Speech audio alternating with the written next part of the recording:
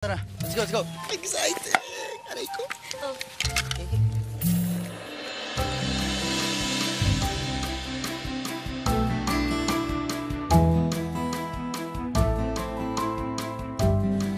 Tara na!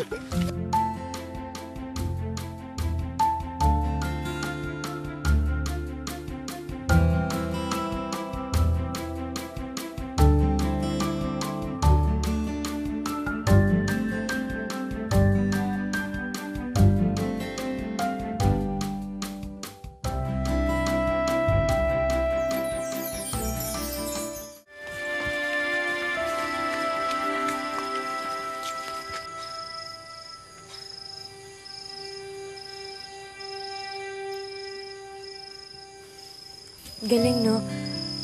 Ang dinig mo lang tanongin na sa dinami-dami ng tao sa mundo, paano mo nalaman kayo? Pero sa mga ganyang pagkakataon, hindi na yung tinatanong. Mararamdaman mo na lang. So, naniniwala ka sa kasal? Oo. Sa kasal, sa true love.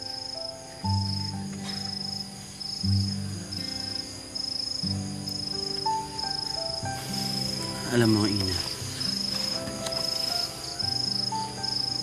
naniniwala ako na ang love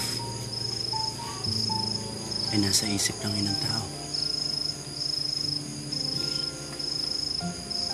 It's an idea na masyadong marami requirements. Kailangan mong tiisin pag nasaktan ka. Bakit mo pahihirapan yung sarili mo kung pwede mo naman sabihin sa isip mo na huwag na lang ako ma-in-love? Pero dati yun. Kasi ngayon,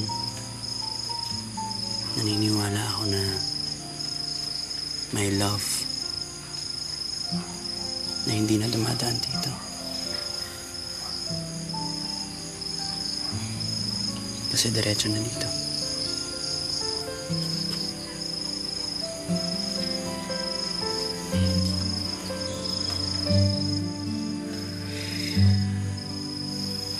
Kaya siguro,